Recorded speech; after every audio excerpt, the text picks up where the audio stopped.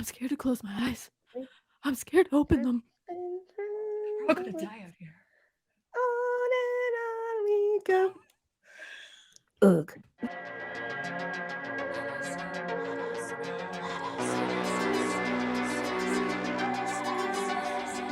Welcome back to Let Us In Podcast. Today we're going into the thick of it, meaning into the woods. And we're going to talk about a lot of films in the woods, in cabins. We're not going to fully talk about the Evil Dead series. I'm sorry, but we have One by one, we will take you. We have one planned for that. Don't worry. We have It's plans. special. It's very special. I'm Justine, aka JustineUFF. I'm Emma, aka Emma of the Impact. And I'm Crystal, aka Creepin' It's Spooky. Wait, my teeth are getting darker. Your teeth look fine. Drinking that yellow. sangria. Oh, my tongue's turning purple too. It looks. I can't tell on camera. That's why you drink things that are colored like pee. Then you don't have that problem. I can't wait to keep that in the video. Emma, keep that in the video. All right. Like, sometimes you're lost in the woods and you gotta drink your own urine. So here we are. Like that episode of Better Call Crystal's Saul practicing. recently. There was an episode when they were in the Survival. desert. Survival. Survival with Creepin' It's Spooky. I should write a book. So we got cabin fever. We got cabin fever. Yeah, we Cabin do. Fever was one of those movies that had these effects that really grossed me out. And I feel like Yeah. Eli Roth really knocked it out of the park at a time when there wasn't really a lot of like mainstream gore like that I can remember. I feel like Cabin Fever was the first one for me where I was like, it looks so real. Like Lots of blood like, vomit. yeah. Oh, do you remember like the scene where she like looks at you and it's like her mouth is just like missing? Yeah. Ugh. Or with the razor when she's gonna scene. shave her. Yeah, where she's gonna shave her legs. Oh my god. That's such an Have you iconic scene. seen how thick his eyelashes are? They're thick. Like they're like. I wish I had eyelashes like. Are you talking about Boy Meets World? I'm talking Oh, about Eli Roth. Ryder Strong. Eli Oh, Roth. oh. Yeah. He's got really That guy. nice thick eyelashes. I wish I had eyelashes that thick. He's a cutie. He is a cutie. When he was the bear Jew in Inglourious Bastards, I was like, Eli, what is up? Like, Hello. hello. And he's a New Englander. He's from Massachusetts. Oh. Massachusetts. What was the thing that you always did? Emma, you do it every time that someone's from your area. You're like, Yeah. You go New Hampshire or New whatever. Hampshire, Massachusetts, He's from New Hampshire. New Hampshire. They're mass They're holes. here. They're out now. They're here and they're out. The mass holes are here. He's from like the Splatter King Rat Pack or something. Everyone calls Tom Savini the Sultan of Splatter. Sultan. Yeah, so I think they're called like the Splatter Pack. It's a play on Rat Pack, but it's like these younger The directors Splatter who got Pack. into like splatter horror. And Eli Roth and Rob Zombie were a couple that he's You know, Rob battling Zombie is with. also from Massachusetts. I don't even know how to bring this back. I don't even know how to reel this in. Like, Cabin Fever. We're talking about Cabin Fever. Cabin We got Fever. cabin fever. The main actors that he brought into this film, Ryder Strong, Jordan Ladd, Serena Vincent. So the main core like crew of people, he flew in from LA. He wanted it to look more like Evil Dead. So he was looking for a location in Kentucky. And they found this cabin. So they hired locals to play the locals in his movie. So all of these people that he hired in this movie were just locals he thought had interesting faces. One of them, the like big dude with the overalls and the bald head, just got out of a mental institution and was released from a mental institution for like murdering somebody. Like he was like a violent like Let's toss him in a person. horror movie. Put him He in. put him in Go this wrong. movie. As long as he knows it's a horror movie, he's consenting to being in a horror movie. It's fine. Yeah. So I Uh, guess that's that main crew of people he flew in, and then he really didn't have the budget, so he hired a bunch of locals to play these other characters. I think he hired a few people to play like the deputy and the sheriff too, but Were everybody the else. people on the other farm, like the woman with the pig farm, were they locals as well? Yeah, yeah. James DeBello that played Bert, he said he was like especially difficult to work with, but he turned out to Really? be great. Oh, I am sad that Letterboxd doesn't have a credit for Dr. Mambo. That is That dog did a lot of acting. It did. yeah. There was like 2 dogs. There There was must have also been. like a Yeah. golden retriever that was a little different. Well, I'm talking about Dr. Mambo, the Eli, Malinois. you should fix that. Eli. Mr. Mambo deserves to be credited. He talked about that Obviously. dog a lot too. Like, I guess at first they had this one dog that was just too good and was like too well behaved that he couldn't get it to look vicious. So he instead hired this like retired canine dog to come in. And he's like, that dog what? was super crazy. And like Oh, he had to hold on to it the whole time and make sure that it was like in control so that he would be responsible for it. Pretty sure Dr. Mambo is a Malinois. Malinois. Like Cabernet Sauvignon. Sauvignon. Chardonnay. Belgian Malinois. Malinois. Wow. Wow. Malinois in here. Are you sure? Malinois. What did you guys think about the Pancake Kid in this? That's my like my Dick Tracy voice, and he didn't even play Dick Tracy. But that's the voice I use whenever I'm talking about like those 1920s, you know, gangster flicks. We're gonna go out and take them out back, you see. And then we're gonna figure out, get to the bottom of this. What did you guys think about the Pancake Kid? he was wild. Wild.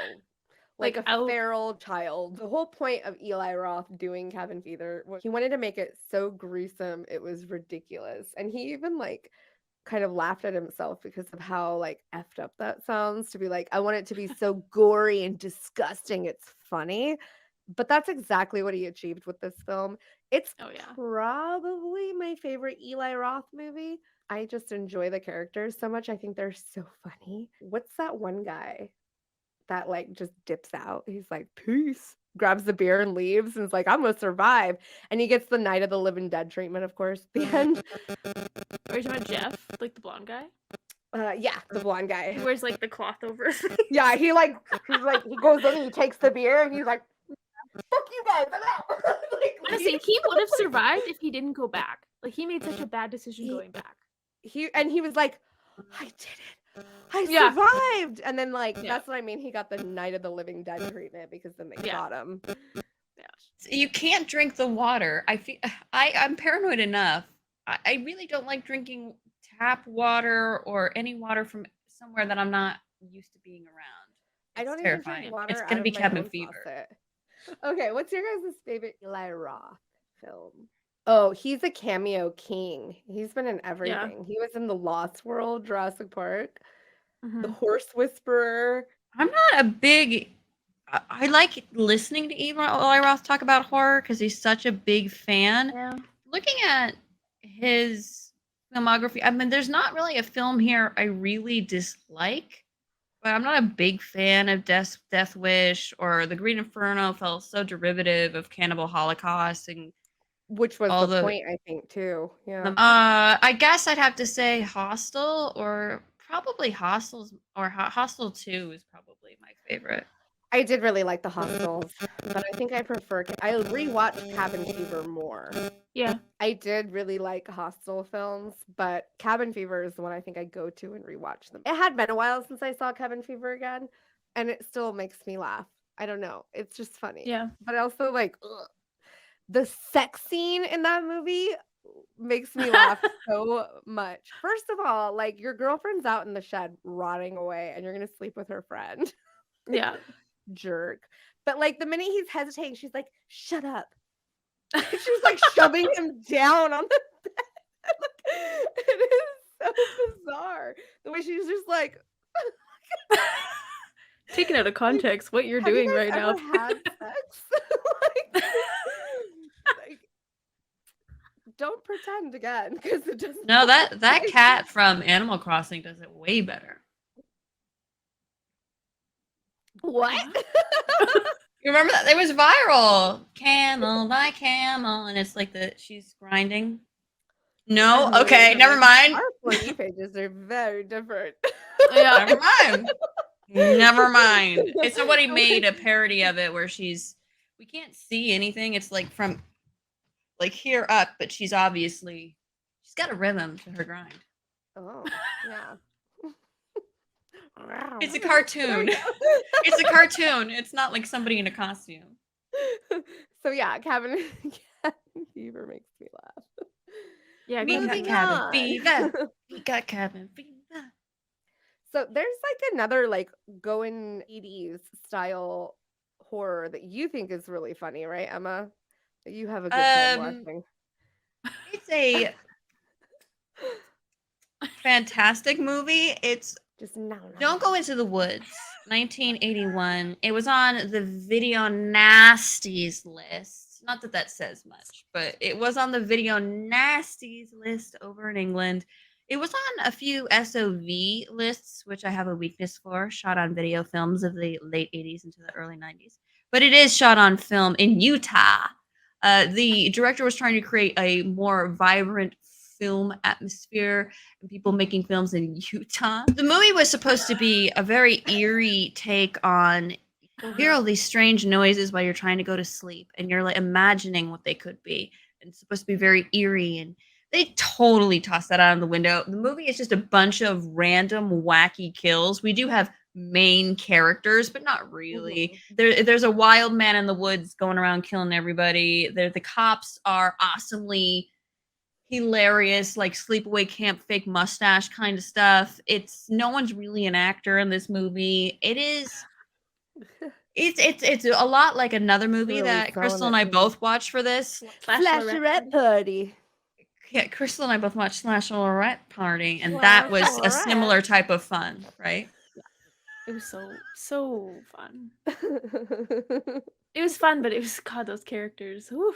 They're intentionally written to be very stupid. Yeah. And Well, like, I you thought hate it them was all. the 80s, but then they had cell phones. Like, I thought it was supposed to be a vintage piece, right? Did you think that? Yeah. No. But I looked No. at when it was made. And it seemed modern enough to me. It was just very, very B-rated. Very, very low budget, we'll say. We'll say it's low budget. I'm They seeing have, like, decent a $10 ratings budget. for it, like 3 stars here, 3 stars there.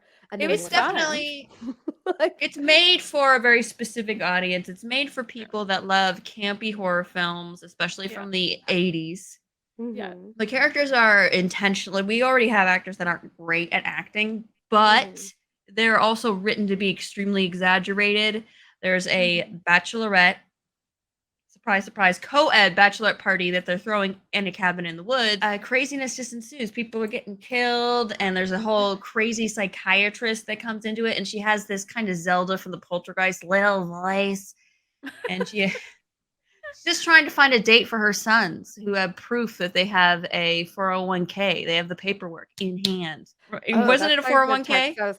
Texas Something like Chainsaw that. Massacre like plot line for the requel that happened on Netflix. They had to get Oh, the deed. it doesn't feel like that at all. It No. sounds, from the way we describe it, it sounds like that. I mean, it's funny because she's just a kind of a regular, more maybe like a city person. She doesn't seem southern or yokel kind of a thing, but her sons do. Like Sweet Home Alabama? No, or Yeah. no, it's one of those. It's intentionally campy. It's intentionally over the top. It's meant to be a certain way. If you're gonna like this movie, you're gonna know in the first 60 seconds. If you're gonna be able to watch the At rest. the most. Yeah. At the most. I had to plow through to get past like the groom and all of his like groomsmen people. They were like having a barbecue outside and like chatting, and I was like, I don't know if I can do this. I don't know if I can make it through this movie. They have bro talk, like when a girl says she likes astrology. Oh, dude, it's very but bro, it's like but it's a very fake over bro. the top. Yeah, it's very exaggerated. But it's worth it to see. Like, there's some pretty decent twists in it, and some stuff happens that you don't expect. So it's fine. Yeah. I'll have to check it out because it sounds like a fun time. It sounds like a good time. It sounds like almost the antithesis of Deliverance, which is like the men going In out Alabama. much more serious. No. Guys trip. Yeah. I'll just say I love Deliverance. It's one of my favorite ones to like stand out amongst all of the violence against women films that are just plaguing the industry. So having one that's not focused on that is kind of refreshing. I haven't But seen it's that also one. just a good film. It's Like- a very manly film. It's very masculine. It is. Like It's the epitome of the 70s man, right? Burt Reynolds is that guy. Like, he's the handsome guy. He's the manly guy. He's the guy that you want to bang your wife, and he's the guy that you could just have a beer with. You know, it's just that's Burt Reynolds, right? Yeah. Right. That's. I love Smokey and the love this Bandit, but picture we're you not going to painted. talk about Smokey and the Bandit. I've seen countless parodies. Even as a child, there's an episode of Tiny Toon Adventures that does a parody on Deliverance, and I just watched it for the first time today. I had never seen it. Appropriate. Yeah, it's extremely inappropriate, and they are parodying the most infamous scene. Most people that, even if you haven't seen Deliverance, you know the famous SA scene in that, and the squeal like a pig. It looks like we don't have a hog, but we got a sow here. You sure got a pretty mouth. Oh, yeah. I've heard that. Yeah, you sure do got a pretty mouth.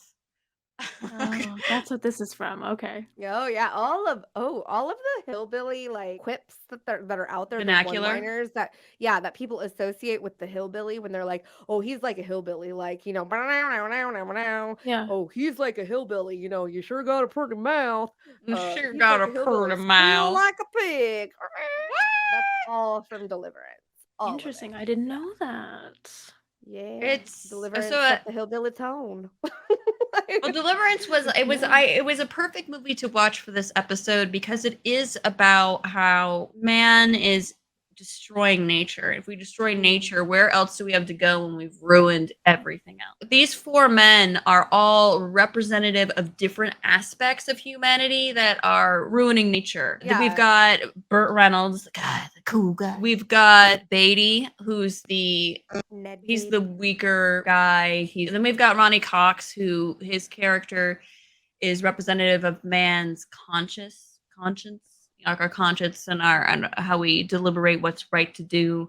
And then John Voight, I don't know, but John Voight feels like he's usually a very masculine guy. John Voight, better known as Angelina Jolie's father, better known as the snake hunter in Anaconda. They're just little baby snake. There's a lot of man versus nature in this. The hillbillies kind of represent the spirit of nature taking back its revenge. There's even a quote about the SA of nature, and they use that word, the R word, in the beginning of the film, and then that is like leading to that famous scene, which isn't even the ending scene. That happens about halfway in the movie.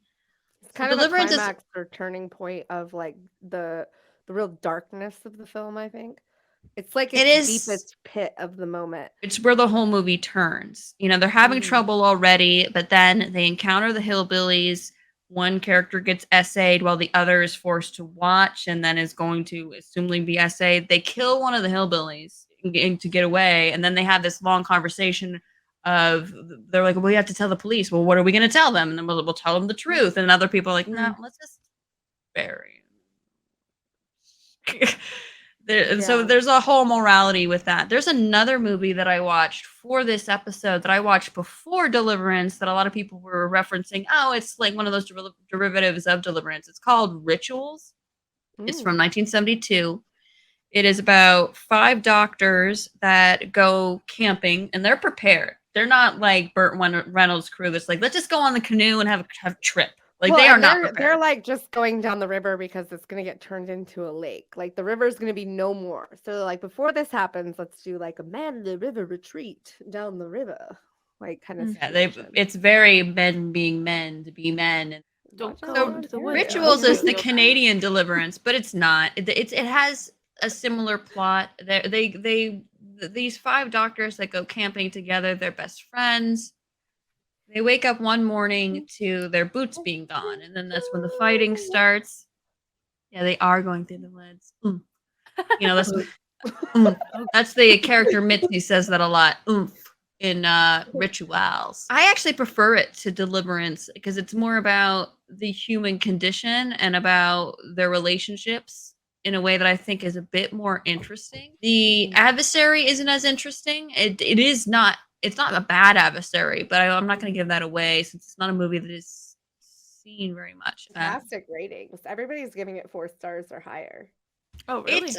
It's a movie that you're not going. Don't. It's better to go in expecting a drama as opposed to a straight up horror movie. But it's really about these 5 men's relationship, and it really kind of digs into social norms. It also has some really harrowing, stressful moments that have nothing to do with their adversary, has to do with being adversary to the woods itself. I highly recommend Rituals if you like. It's very 1970s, but it's very good. It's very good. It might seem slow in the beginning, a little mash-ish, you know. Have you seen River Wild? No. It's good. Oh God, please watch that one. Kevin Bacon, Meryl Streep. That is a fantastic movie. I can't believe I didn't bring it up for this episode. That one, it sounds a lot like Rituals, actually. No, I don't know. It's kind of a drama though, and more than it is horror. But it has it's a thriller. It's a thriller, and it's one of those 90s thrillers, and I love a good 90s thriller. But it's one of my favorites where Kevin Bacon is like a baddie. It's good. He plays a good baddie. And it's about Meryl Streep and her taking her city slicker husband and kid to the woods that she grew up in Wyoming or something, or Idaho. Anyways, and they're going down this river that she used to raft as a guide. Maybe I have seen this. And they just robbed a bank or something, and they're trying to get away on this river. So they snatch them up to get her so she can get them through these really treacherous part of the river that they weren't planning on going down with the family. It's really good. I really like that movie. It has dude from Jurassic Park that played the lawyer. Oh, really? Oh, yeah, it's her husband. But watching Rituals made me look back on The Ritual, the Netflix film, and I'm like, maybe it's not, because I feel The Ritual it's a mid movie. It's pretty good. It just passes the time. Mid. It's here.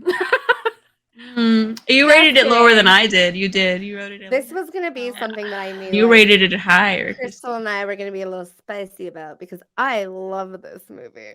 I rate it very high. A lot of people really like it. The thing I like about it is the thing that you do not like about it. But that's not even the best part of the movie, to be honest.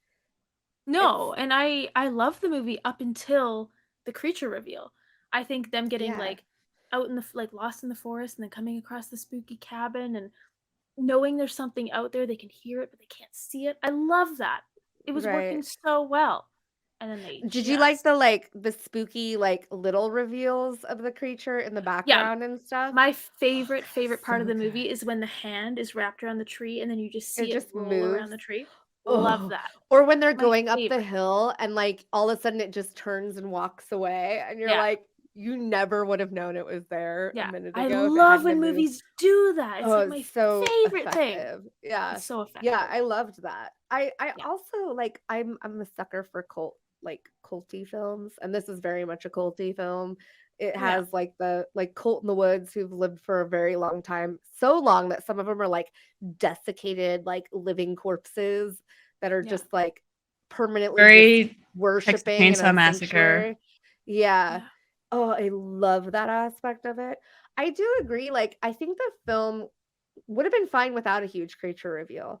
But the thought that they put into the creature design, I thought was really cool when you look into the history of the. Did you read into it at all? No. So maybe that's part of my problem, honestly. Maybe. Can I make one comment about the creature? I just have a quick comment. I like the big overall structure of the creature, but the face, it looked like Cloyster, the Pokemon. It does. It doesn't it? It totally looks just like that. It reminds me of Krampus a little bit, It also reminded me of Cloyster, the Pokemon. A giant skeletal moose blended with a deer with human arms dangling from its face. Yeah. I hate it. Yeah, so it's supposed to be like Loki's bastard son, which they talk about in Yeah. the movie, which is Yeah. known. But he like designed it because in like in the historical mythology, I guess, the Jotun, the giants that were Loki's like bastard children, were supposed to Yeah. be shapeshifters that could appear differently to people, but they wanted to take that more of like it could appear differently at different angles and you could capture different creatures in it when you looked at it from different areas. Like in one moment it looked more like a deer with antlers, but then if you looked, it dropped down in the like doorway, it looked like a body, like a torso with a head down here. And then if Yeah. it picked you up, it could like mesmerize you with its eyes and holding you up in its face and make you see other things all together before it like Yeah. stuck you on a tree. And I thought that was a really cool thought process. But I Yeah. think that it's one of those creature designs that is a little too radical for the general audience, that it's going to be just kind of missed if you don't know any of that, like any of their Yeah. intention behind it. It just looks like a A hodgepodge of Pokemon. like, I want to shock you with like these weird things all mashed up together. Yeah. So I can see that. I 100% think the film could have done just fine without a freaking huge creature reveal. Absolutely. But me, I require creature reveal. I love creature reveals. Like if you're just That's having me peek at it here and there, like the reveals up until that point were so good that I could have gotten away with not having a full-on creature reveal I because love those the were so corpses. The living corpses spooky. were cool. Yeah, and Mhm. those were really great. And like just the And he weird living like him moments. reliving his guilt. I liked that. That was Yeah, pretty yeah, good. that's Yeah. exactly what I Those was gonna scenes were talk cool. about. Yeah. The way like the way that they blended the gas Done station without the in cult. with the trees and stuff. Yeah. Whoa, that was so beautiful. Like It was. I It think was a the beautiful cinematography is movie. gorgeous. Yeah. Yeah. So I really Absolutely. enjoy it. And even on rewatch, I still really liked it. But I went into the rewatch trying to see it from your perspective, Crystal, because you had told me already that you didn't like the creature. So I was Yeah. trying to see like what it is about that maybe somebody wouldn't like. And I totally get it. I get what you're Do you saying. know the Pokemon we're talking about? No. No. It's But- going in the Discord. If you haven't joined our Post a picture. Discord, by the way, please do. It's a big purple vagina clam. It is. I think I know Oh, what it you is. guys are talking about. It's I like, and it's just black with glowy white or yellow eyes, right? You're getting it mixed up with Ghastly, I think. Yeah, that's Like you're gross. mixing them together. What is it Cloister's a called? big purple clam that's like standing look it up up now. I'm gonna vertically, do and it he looks now. like a vagina with a Cloister. head in it. So anyways, I liked Ritual a lot, and I definitely stand by the story. I think it's fantastic. It gave me like the Descent vibes with the story. The A way lot of that these like a films bunch did. of friends went out, on a hike to like remember their lost friend. There was clearly one that was like carrying a lot of guilt for some other things that had happened. Yeah. And that was very much like Juno and the Descent and our like lead protagonist and the Ritual. So it definitely gave me that vibe where they had to like survive something. And you had like, it was almost like your protagonist is your antagonist though in this one, almost, because he's the Yeah. one that's guilt ridden who kind of just froze and watched his friend get killed, kind of thing, which survivors. But guilt, to be it honest. wasn't a malicious thing. It was a little Right, yeah. cowardly, but it's also it's hard to say in that moment. I mean, I would like to think that I wouldn't have done it exactly that way, but you don't know. Yeah, of it's course. And what basically could he have done? survivor's guilt. Yeah, what and could that, he like, have done? And the guy should have given up Exactly. his wedding ring. Just give it. It's a win. Your wife rather have you alive, dude. Just let it Yeah. go. Like I I would be also mad understand. if I knew that. I'd be He's like, sentimental. he Toxic died because he masculinity wouldn't take the sprinkled freaking throughout it. ring off.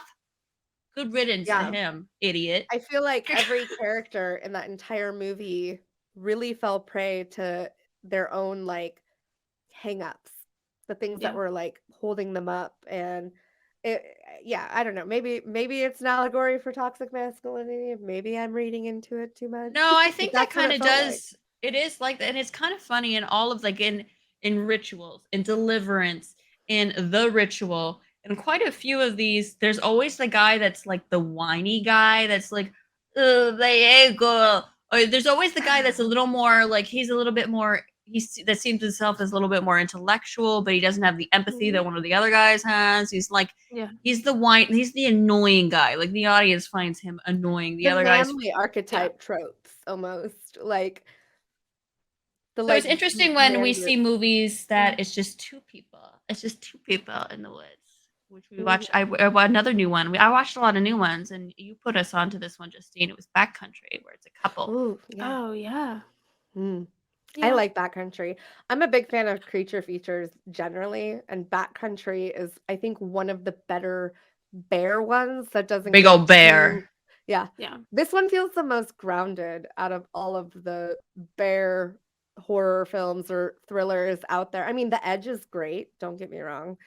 That is a great film. That's a fantastic bear movie, but it's more of like a Hollywood like commercial, like big budget, like story, and it's not really about the bear as much. And Backcountry feels like a real, I mean, it's based on a true story that happened out of Ontario, Canada, right? Yes. Backcountry is like based on a true story, so it feels really grounded with that. And the brutality of that bear attack is terrifying.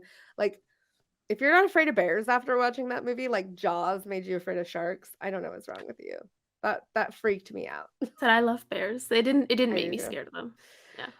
Oh, it made me think twice about them because I'm going camping this weekend in bear country, and luckily it's just black bears. It's not like a big old grizzly.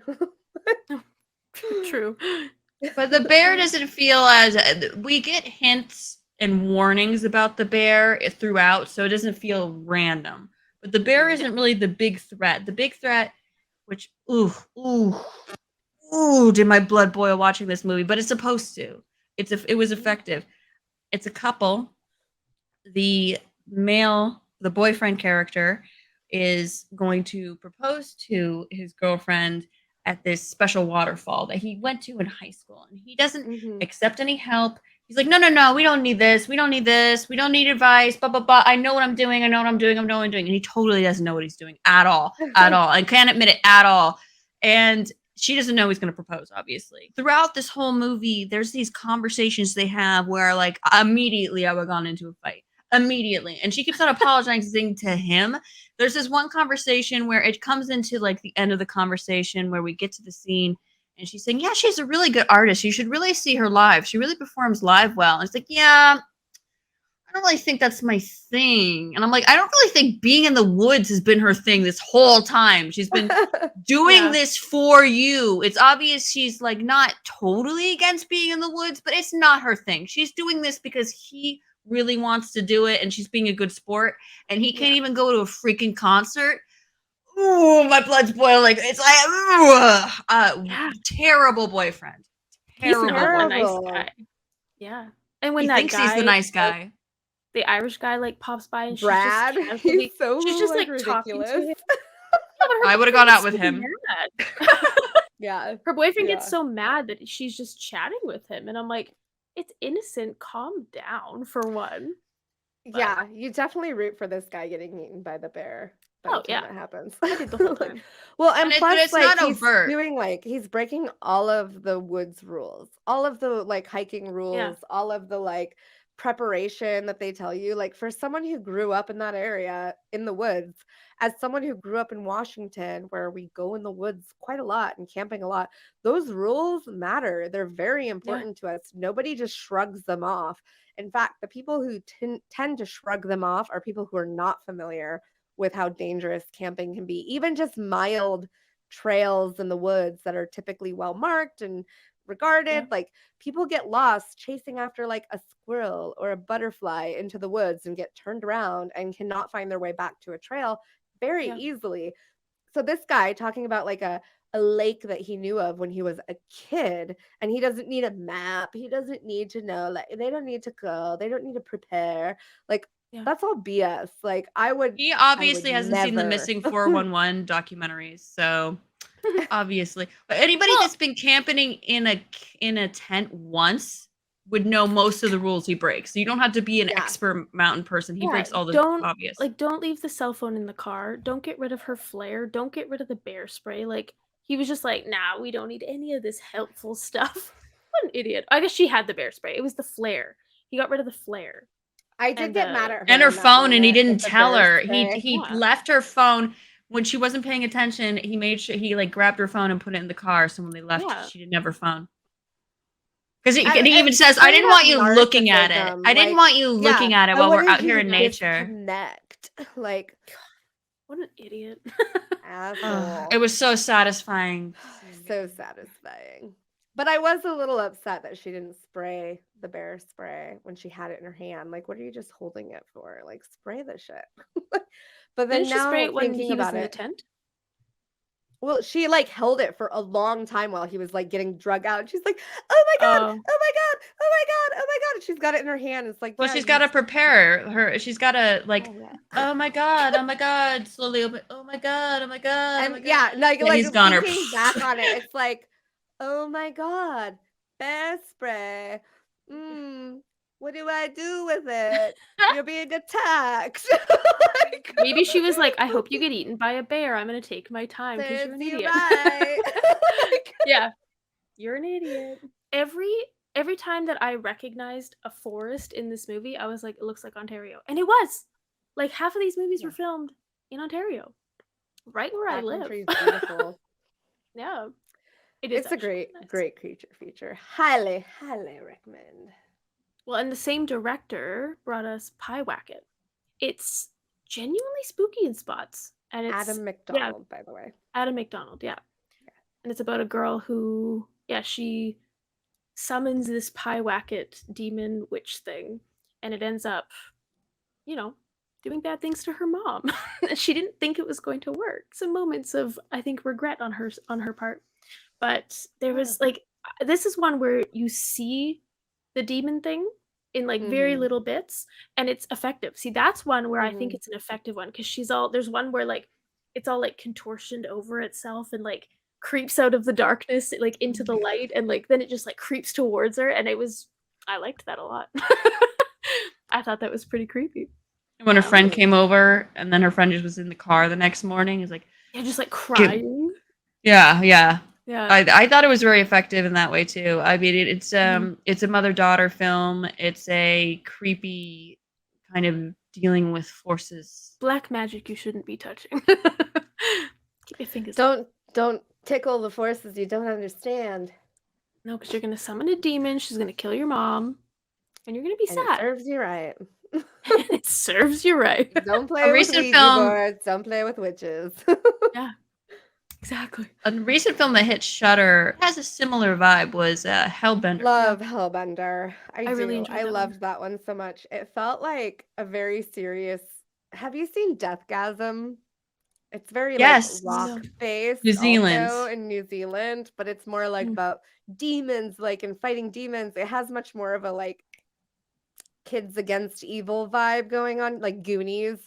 But what I was getting at with Hellbender, like the connection is it's very much central to like a relationship that's happening.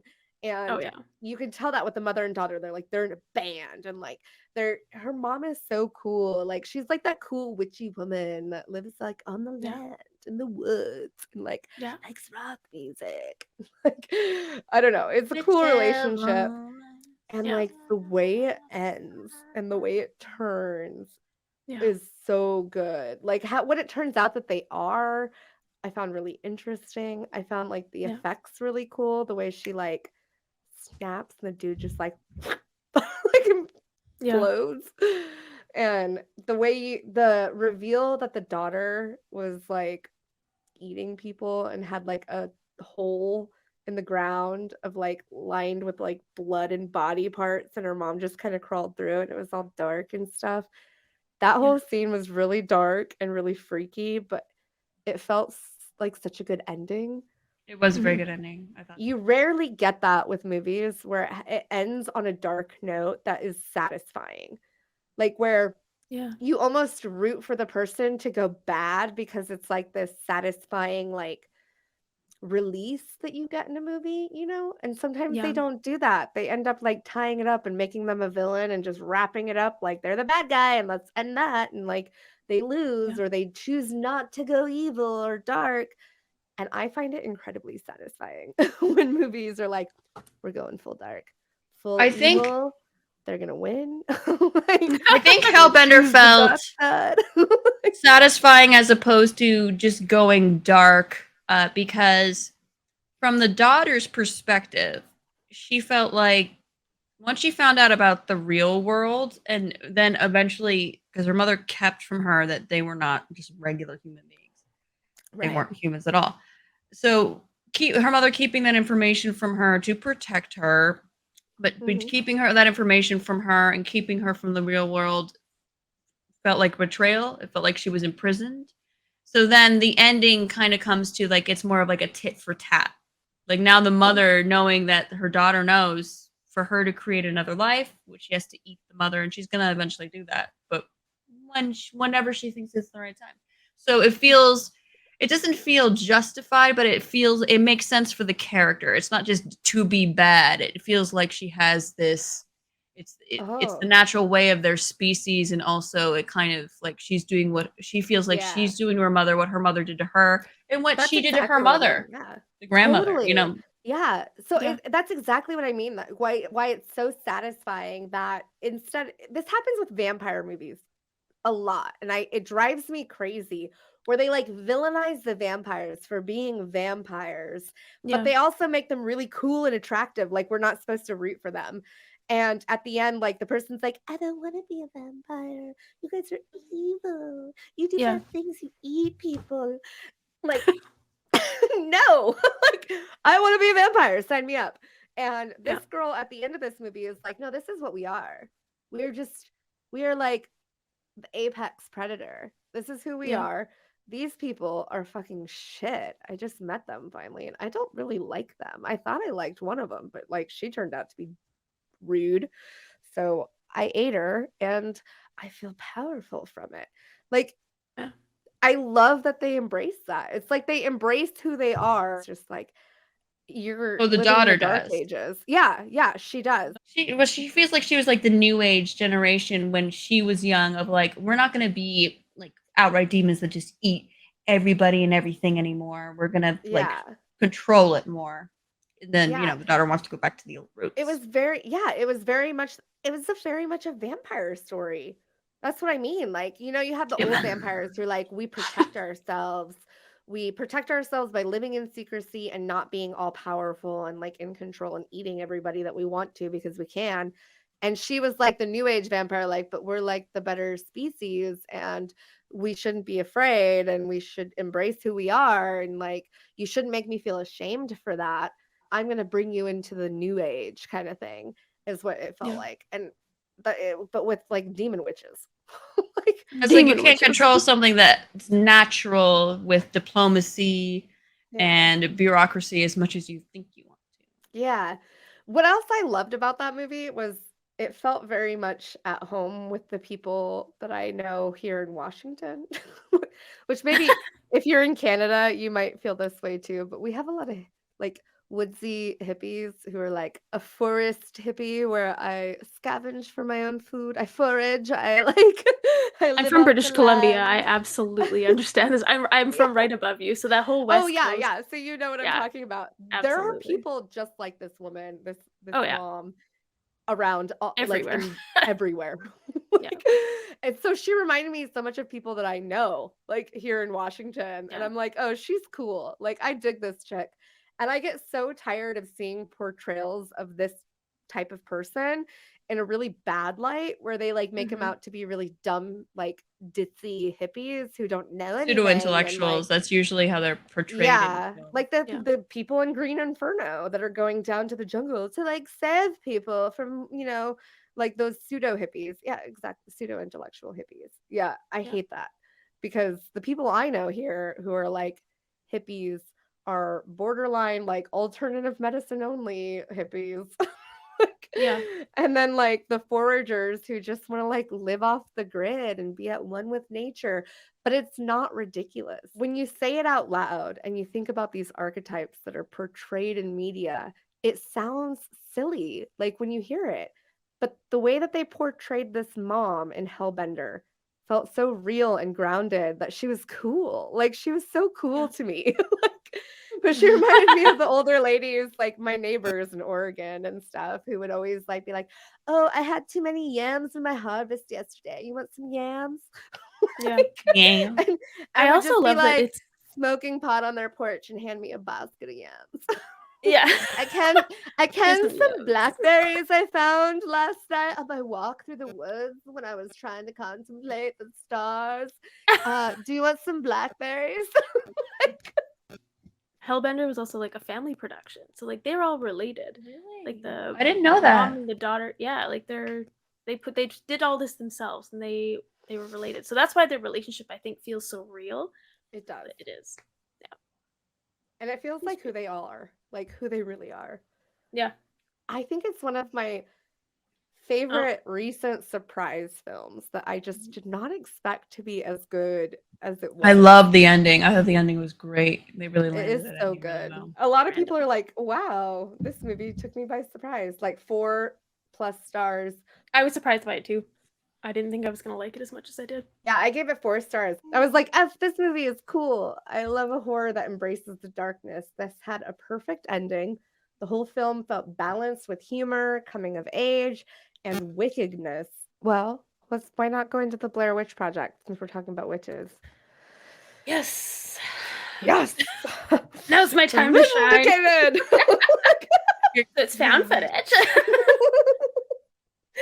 Okay. I think everybody knows what the Blair Witch Project is. I don't really have to explain what it is. The thing I think that the Blair Witch Project did so well was the marketing, making people believe that this was real, that this actually happened. This was a true story.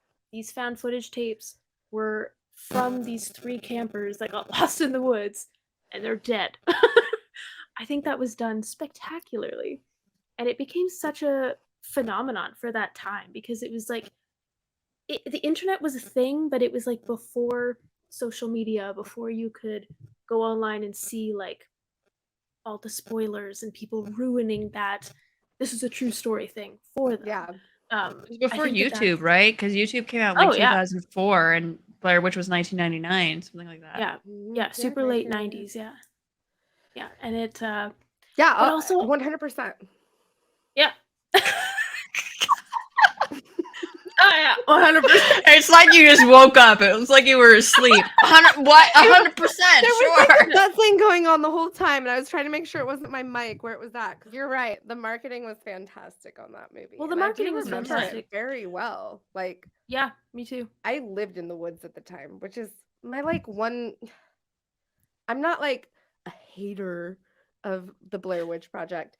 It just didn't impact me like it did other people because I lived in the woods at the time and it didn't show me anything scarier than what I was already living in. I mean, That was that the was my beauty. issue with it, was that like nothing about it was scary if you lived in the woods like that. Okay, well, I lived in the woods as well. I grew up in the forest. I'm the forest baby. As we were talking about earlier with the ritual, like you need to see a creature. I prefer not seeing a creature. So for me, the Blair Witch was more effective in that sense because Yeah. it let me like use my imagination. Like I was just thinking about this. If they were to remake the Blair Witch now and show the witch, I'd be pissed. Like I'd be so mad. No matter what they made it look like, I wouldn't want to see it. Have you Because seen the me, newest Blair Witch? Yeah, I hated it. It was like they backtracked it. They're like, well, maybe that's not the Blair Witch since everyone hated it. Everyone hated it. yeah, it was like a frame by frame redo of the first one with just like new characters. Like what was he? The Well, brother what did you think of the look Robert? of the Blair Witch in that, or what was not the Blair Witch? The big Yeah, thing not with the the Blair Witch. legs. It was big like thing a with the praying legs. mantis kind of with a woman's head or something like Yeah, that. I didn't want to see. I don't want to see it. I don't want to see the Blair Witch because the whole point of the Blair Witch for me was using my imagination, wondering what it was that was out there and being left in the dark about it. I think that's what made the movie so effective. And then just to touch on just how it was filmed, like these actors were not even given a script. They were given ideas of what to be filmed, but everything was improv. Like Heather's monologue, the one that we acted out in the beginning, and she was just told to do like an apology video. And so she just took it upon herself to get all snotty and like do the really close up to her face. And these actors, I don't think people realize how good this was because of that reason. Like, they were shoved out into the woods for 8 Mhm. days. The crew just told them, "Hey, go to your next," like, they were given GPSs to go to their next campsite, given notes on what they were supposed to do. The crew hid in the woods some nights, making noises for them to, like, react to, and they were just left out there. It's such a phenomenal way that this movie was filmed, and I don't think people give it enough credit. Like, And the it was people only that They filmed even in a use the few real days, names. right? 8 days. Yeah. They use the real names too, like everything just Yeah. to make it feel as real as possible. Well, except for I Heather. was gonna Her say. name is like Ray. I highly respect the Blair Witch Project. That's what I was getting at. Like, I'm not a hater of the film. It just didn't Yeah. impact me or scare me like it did a lot of people, which is fine. Not everything is scary. Not everything has to be impactful. I'm already not like a big found footage person just because Yeah. it doesn't do it for me. It's too But awesome, huh? yep, that's what it is. It's just 100%. too awesome. It's like too much awesome coming at my face like this.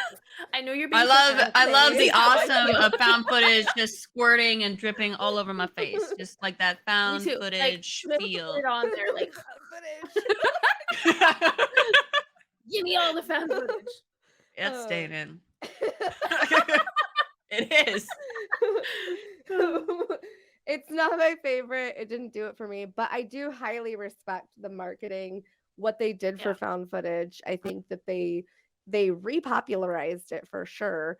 Absolutely. They kind of made it more respectable of a film style and type, especially because when it comes to movies in Hollywood, they care about the dollar, right? And that film made just a shit ton of money, like off of It nothing. was a surprise, And though. yeah, it was a huge surprise. For every $1, they made like over $10,000 in return. Right. And that's what Hollywood Crazy. cares about. So to them, the found footage market became something respectable to do, Yeah. to like tap into. And that's because of the Blair Witch Project. So on that note, I definitely highly respect the Blair Witch Project for what it was able to do for the horror film genre. For me, Yeah. again, it's just not one of my go-to films. It's very much like the Paranormal Activities, where it's like a one and done. Once all of the hoopla and when things are going to happen and the scares and stuff are gone, it's lost its appeal for me. I just have no interest in rewatching it. It doesn't have that Interesting. impact like it does on first watch. On first watch, sure, it has its good moments when you don't know when things are going to happen. But after that, it's just like, well, we know it's coming now. It's just Did not you that both see it scary. in theaters? I did. I did. Yeah. Yeah, I did see it in theater. I saw it in my So mom's living in the room. middle of the woods at the time, and we went and saw this one in theater, me and my mom. And The Ring. We saw The Ring later. I think a couple years later. I didn't see the website before. I was late to the Blair Witch. I probably saw it in 2001, something like that. Oh, okay. Middle of the day, my mom's TV screen, right? And I I'm like, oh, this isn't scary, but I like it. But I was scared, and I thought of it later, for a few nights after, when he was standing in the corner at the end. I know it was done out of not having a lot of money to do anything else, but I thought it was extremely effective. That one, it's just a few seconds in the end, and I thought it was very effective. It was. I agree. 100%. The movie was just, overall, it was good. And a lot of people shit on the sequel, and I like the sequel a lot. It's different. Justine would love the sequel. I think you would love the sequel, Justine. I think you would love the sequel. I think you would love the sequel. I do need to watch it. You do, actually. I think you'd like Woods it. are one of my favorite settings of film. When we were preparing for this episode, I got really into it because every film we watched, I was just hardcore into. I just love the setting. I love the freakiness of the woods. For me, it has to have something else going on that is scary for me to be afraid of it. Again, just because I lived in the woods. We lived in a cabin with no running water, no electricity, in the middle of nowhere. We had this we had to snowmobile out in the winter because you couldn't get out of our land when it snowed. That's how desolate we were and isolated we were where I lived. And so if you think about it at night, when you get up and you go to the bathroom and stuff, you walk to your bathroom. Well, for us, we had to get up, grab a flashlight, and go outside to an outhouse, which was the hole we dug in the ground. What? I would never. And built a little house on top of to go poo in a hole. You had to Yeah. do that in the middle of the night when you had to go to the bathroom. And sometimes you had to make sure that you brought like a pan. There's pans that are outside our door at night, or triangles, like triangles, like dinner triangles Yeah. that you Yeah. hear on like the prairie, like dinner's Dinner done, bell. ding, ding, ding. Yeah. Yeah. We had those outside of our doors, and it was not to like ring for dinner. It was because we'd get black bears out there. And if you wanted to go to the bathroom, you had to scare them away with noise so that you could get to the outhouse. Like, Yeah. that's how we lived. So I lived, like, we had a cabin, then we had our outhouse, and then there was this shed, like literally like shed that you could get at like Home Depot or something, those pre-built sheds. We had 2 of those that were stuck together or built together with wood burning stoves in them. That was my bedroom. So I didn't even What? live in the cabin with my parents. Like, I lived in that. Wow. So, Wow. and if you wanted to take a shower, you heated up a big giant pot of water on the wood stove, the wood burn stove, and you poured it on yourself, and that was how you bathed yourself. That's Good how I Lord. lived. Like, so It yeah, was more extreme like, than me. when I say in the middle of the woods, darkness, like I've seen the woods at night with no sound, no light Yeah. but your flashlight. It just doesn't scare me anymore. It used to. Sometimes I would freak myself out imagining like seeing Bigfoot out there, because at night, if you've ever seen trees, they kind of sway a little bit at night, Mhm. and like the moonlight kind of shines through them, and you can see the shadows move. And you can just kind of Especially in the imagine winter when things there's no clouds in the floating sky in and the it's all nothing but contrast. Yeah. I mean, I You didn't can grow really up in the freak woods like you yourself did, out. but I don't want to Burt Reynolds all over you guys, but I did take a really scary shit in the woods last year, and I was terrified. Oh. No, I'm serious though. Justine's like, you got nothing on me. I don't A lot have of things anything in the on woods. her. I don't have anything on her. But I was staying with a friend who was like, who lives in the woods, in the cabin in the woods, whatever. And there's no lights out there, none. And I just had to take a shit in the woods, and it was so quiet. It was like, you just told this extreme story. It's I'm like, crazy quiet. It's crazy quiet. It's It like is. if there was any noise, like little like something like Here. pressure on a The trees twig, creak. I would They're have like, died of fright. But I survived. I pooped successfully, and I That's what they survived. sound like. It doesn't sound that scary. You wanted You to had to hear, have been there. story You my had mom to told have me been as a child? there. This is why the Blair Witch doesn't scare me. My mom told me a ghost story. Well, it was not even a ghost story. It's a witch story.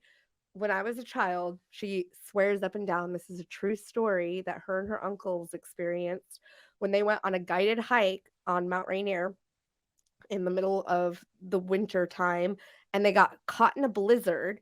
So 2 of their guides, one of them went down the mountain to go get help to get like from the lodges or whatever down the mountain, and they all like stayed and like huddled around and built a campfire in this somewhat like windbroke kind of clearing to like stay out of the elements. And they're at this fire, and my mom swears she could hear a woman like whispering in the wind and making Ew. noises, like just rattling off stuff really fast, like talking really fast in the wind. And she looked around Like and the she Blair couldn't find Witch. anything. And then she started hearing this laughing, like a lady just laughing at them. And she looked up in the trees, and she could just see a woman in the trees smiling down at them with the like fire lit up on her face, like Who was like this just lady? freaking Bette out. Midler.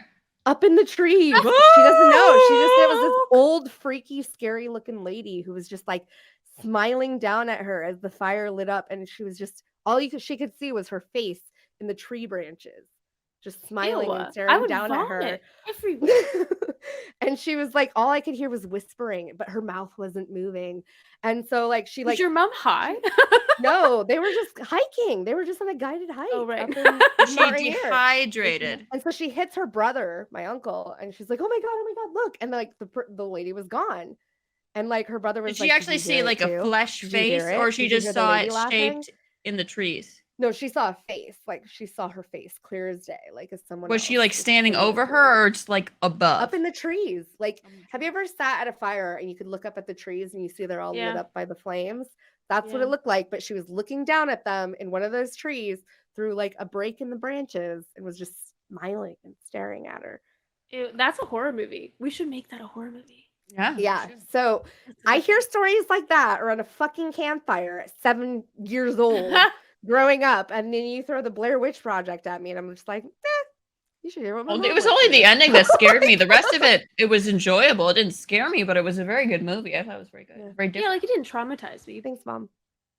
Yeah, She thanks, Mom. You listens to our traumatized me. shows. Executive produced by Justine's mom. I don't That's know. a good story. I like that story. It is super creepy. Yeah. Shout out to my mom, who's probably listening. Hey, Mom. Hello. Well, Justine, now you have to Um, watch the Blair Witch Project 2, Book of Shadows. I will. You would I will. love it. I would love it. I Yeah, just you gotta know. watch it and let us know what you think. What do you like about the Blair Witch Project Book of Shadows? Even though there is no Book of Shadows in the movie. What do you like about it, Crystal? Already. Well, I don't in want my to give book. anything away. I don't want to give anything away. Like I love the big old twist at the end. They don't know what's going on, but they're seeing themselves doing stuff that they're not aware that they're doing. I loved that. And when I was a kid, when this first came, I wasn't really a kid. I don't know when this came out actually. Yeah, we were a teenager, probably. Teenager, yeah. Because we're the same. it was 2000, the very following year. Oh, really? It was that quick? Wow. They wanted to Wait, bank what? on that money. Came out in Was it 2000. actually? Oh. I didn't realize it was that close together. You keep questioning these facts I'm throwing at you like I'm not reading them right off of Letterboxd. Let me just look it up. Another thing that I loved about Book of Shadows was It's too late. Erica. It's too late. no, I loved Erica. Erica. She was so Okay. pretty. Was she the Wicca girl or the goth girl? Oh, so Yeah, she was the Wicca girl with the curly hair. Gearson is played by Erica Learson. Oh. Well, her hair the- in this movie is fantastic. Tristan Ryler is played Spelt by different. Tristan Skyler. And they Tristan spelled her is first spelled name. different. Yeah, I don't know why they did that.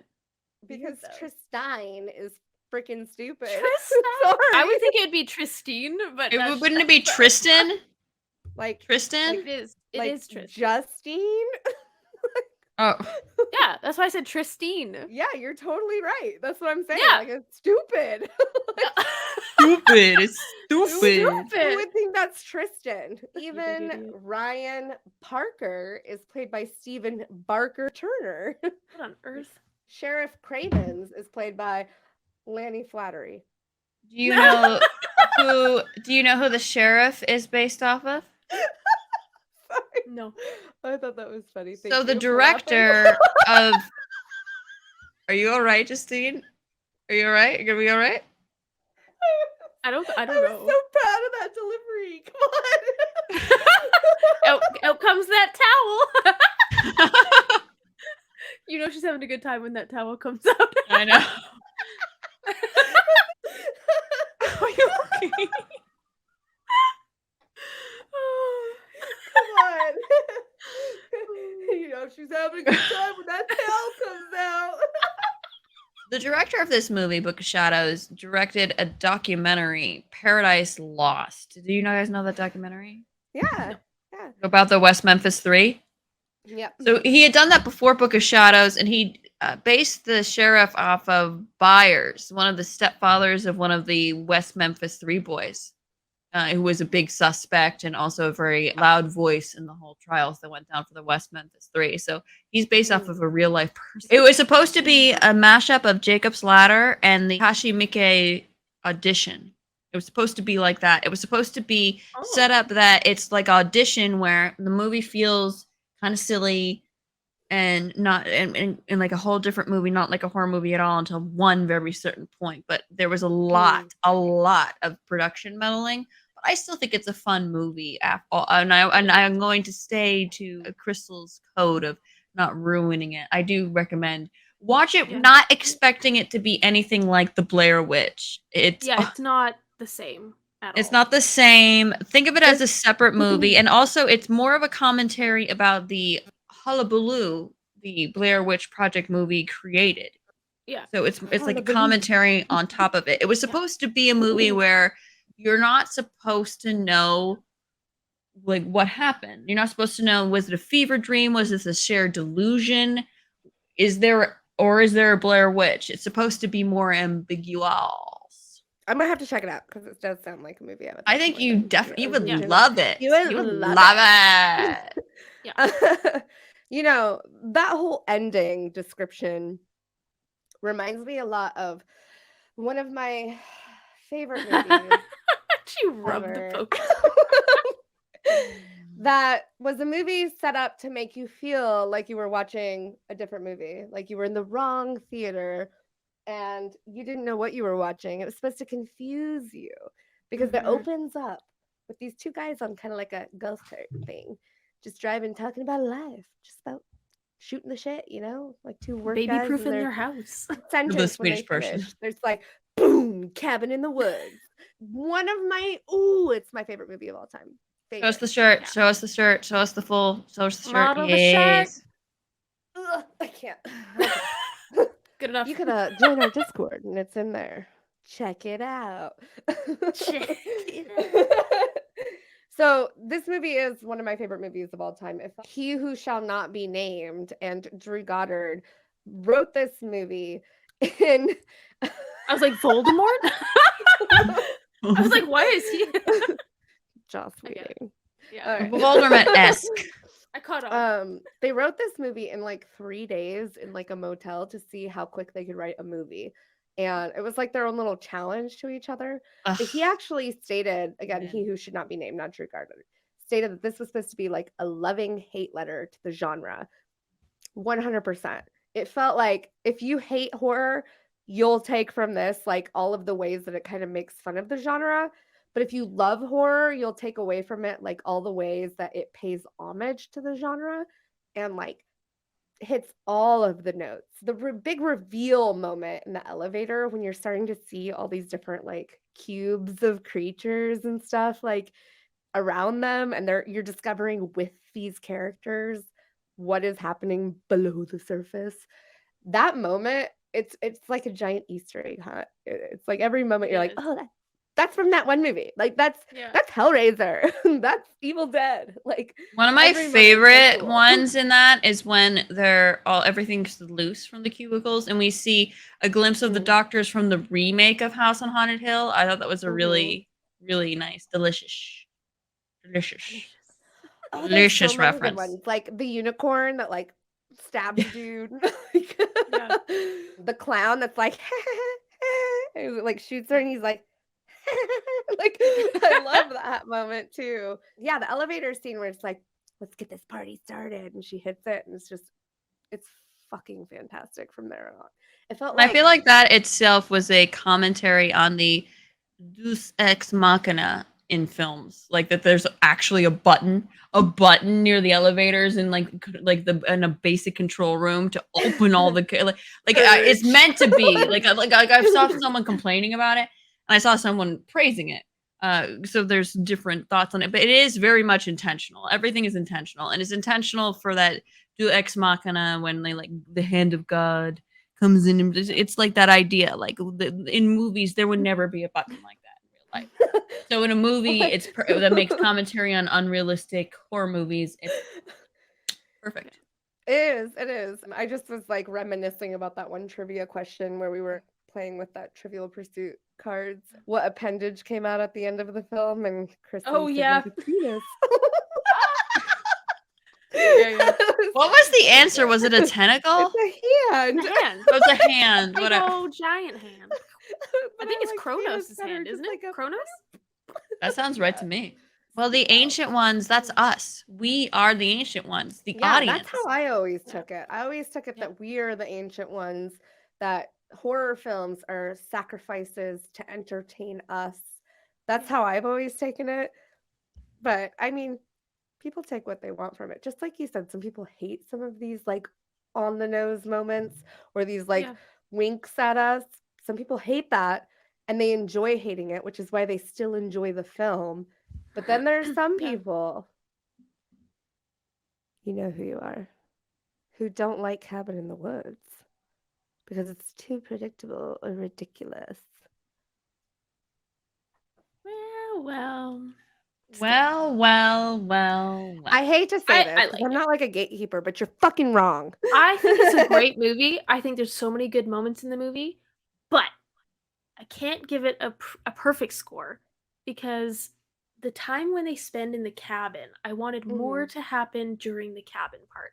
I would like to have seen more than the redneck torture zombies like the Buckner family. I would have liked to have seen more of the creatures, interact with them in the cabin, and have them kind of like, I'd like to see, like a werewolf in the forest or like a merman in the water or something. Oh, I see. Just Just see a little like bit outside more. of the And then facility. out of the facility. So then they were thinking, like, what is going on out here? Like, I know the zombies I are like one that. thing, but I would like to see more happen there. And then they get introduced to just hundreds of other ones. And they're just like blown away, which I mean, I know that does happen, but we didn't get introduced to enough at the cabin. I think that just could have been done a little bit. I Just a feel little like you're the Steve Hartley of the group. You wanted the Who's that? merman. I don't know who that is either. Who is You that? wanted the Oh, merman. yeah. Yeah, Oh, well, exactly. And then when we finally do get the merman, we didn't get enough of the merman. I wanted to see more merman. I did love the blood out the blowhole though. That was clever. Yeah, so good, so good. I love every design. I mean, everything's practical effects too, which is so smart. Like the fact It's that very they well done. chose to take their time on every creature to really develop a good physical creature to interact with Yeah. and for us to see. It's just smart. Like I feel like again, it's one of those movies that has a ton of payoff. It has this dark comedy element. Fran Kranz is one of my like favorite So characters of all funny. time. He is so hilarious. His Is that delivery Shaggy? is so good. It's Marty. I mean, That's yeah, the Shaggy Shaggy character, right? Yeah, He is yeah. like exactly. He is Shaggy from Scooby Doo, just Yeah. smarter. And I love that I he's just- the final guy. Like he makes it all the Yeah. way to the end, which is not how it happens in horror at all. Like No. there's always a final girl. Sure. In fact, they like nod to that by saying, well, she doesn't even have to live. She doesn't have to die. She just has to be the last one. And Marty is the stoner who like is usually the comedic kill. Like he's Yeah. the funny, and you don't even see him die, obviously, because he doesn't. But Yeah. typically that's the like real payoff kill and the whore, which we do see her get decapitated. Yeah. If I want to be a real stickler, Mhm. I feel like they should have had a mechanism in place. So they have these big levers that they pull when there's a death and the blood goes to the Mhm. sacrifice through the symbol. When the second death that didn't really happen, the fool's death, Marty's Mhm. death, I feel like he pulls the lever and the blood goes down. I feel like Yeah. they have all these things set in place. Why didn't something kind of say, hey, this isn't the right? I assume it's the Buckner's blood. I don't know whose blood he is bleeding. He is injured, and Oh, then it's kind of fine it's later. totally just ritualistic. It's not even necessarily their blood. That's all just ritual. It looked like they blood. have, well, yeah, it's blood, but I don't think it's any one of their blood. It's just a It should be. They should ritualistic have that blood motion that they tested, do. and they should have it identified. I mean, the stake How of can they the prove? world hangs on it. I think they should have So been a little more thorough. that's something That's I all. really loved about this movie. It's a perfect storm of messed up shit that happens in the corporate world because people don't talk to each other. If you're in a corporate environment, you have these communication silos. And that's exactly what their downfall was. The maintenance team wasn't communicating with them, and the lab didn't perfect their like product in Marty's, like his weed was counteracting like their like drugs That is such they a were giving Scooby Doo him. thing to happen, which he shall not be named adds a lot into his stories. And like it's all because weed was becoming much more socially relevant, I guess, or the fact that they put blonde hair dye to make her like dumber, even though she's really smart. Like there was just this perfect storm of events that were happening that it was all because it's corporate. Like it's corporate bullshit that they like was their downfall. And I love that. I think that's really funny. And I think like the whole ritual thing is just a progression because they even nod to it. They talk about it. You remember the times when you could just throw a girl into a volcano? Like that's how it used to be. The ritual was basic, like drums and tossing a girl into a volcano, to the point where now they have these levers that they pull to like do the blood thing on the weird stones that are down there somewhere, that they still have to kind of do that. But it's just like this one motion that they have to do at this point. It's very hollowed out practice. What they're really doing is this show, like this, extravaganza. I feel the show is it kind of commentaries on the Halloween 3 kind of phenomenon. Like Halloween 3, famously known as the Halloween without Michael Myers. We know he's on the TV in the bar. Calm down. Okay, we know that. But it's the Halloween without Michael Myers. Totally different. Totally different. And it's the idea that there's a certain thing with expectation with horror slashers of we don't want it to be too different. We want to have our satisfying spots hit, but we want something new. I feel like that's the commentary it's making on 100%. these tropes that it has to hit for the old gods to be satisfied. That there's rules. I mean, this started with Scream. The whole like there's it started before Scream. I mean, when it became something that was a commentary in the film, like the plot of the film, like the meta. Oh, Emma, please educate us. When did it happen before Scream? Psycho? When it was like the plot of the film was that's like one thing. That was one trope that he turned on its head.